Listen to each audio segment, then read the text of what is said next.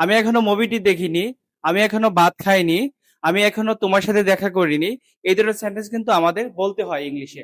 এই ধরনের সেন্টেন্স বলার জন্য আপনাকে ইয়েটুর ব্যবহার করতে হবে। সো ইয়েটুর তিন ধরনের ব্যবহার আছে। আগের ভিডিওতে আমরা প্রথম ব্যবহার দেখিয়েছি, এখন হচ্ছে দ্বিতীয় ব্যবহার। এটা প্রেজেন্ট পারফেক্ট টেন্সে ইয়েটুর ব্যবহার হয়। এটা ব্যবহার হবে একদম শেষে, yet. I have not seen, আমি দেখিনি। যারা প্রেজেন্ট পারফেক্ট টেন্স পারেন তাদের ক্ষেত্রে এটা ইজি লাগতে পারে। আই হ্যাভ নট সিন, আমি দেখিনি। দ্য মুভি, মুভিটি। ইয়েট, আমি এখনো মুভিটি দেখিনি। এই ইয়েটটা একদম শেষে চলে যাবে। আই হ্যাভ নট সিন, আমি এখনো দেখিনি। দ্য মুভি ইয়েট, আমি এখনো মুভিটি দেখিনি। তারপর হচ্ছে আমি এখনো হোমওয়ার্ক কমপ্লিট করিনি। আমরা এর আগে দেখেছিলাম আই এম ইয়ে to complete the homework, but এখানে আমরা অন্যভাবে কমপ্লিট করতে পারি। এটা হচ্ছে প্রেজেন্ট পারফেক্ট টেন্সে, যেমন আই হ্যাভ নট ফিনিশড, আমি এখনো সম্পন্ন করিনি।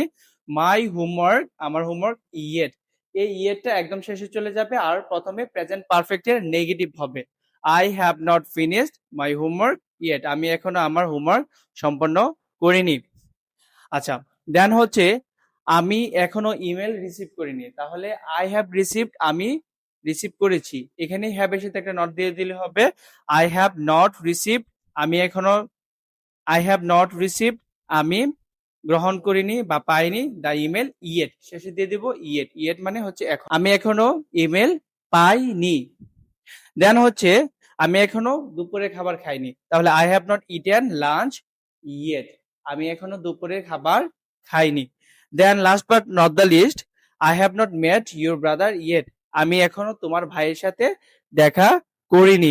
আমি এখনো তোমার সাথে কথা বলিনি, এটার ইংলিশ কি হবে অবশ্যই সেটা কমেন্ট করেন, তাহলে বুঝবো আপনি এই ক্লাসটা বুঝেছেন এবং এফেক্টিভলি সেটা অ্যাপ্লাই করতে পারছেন।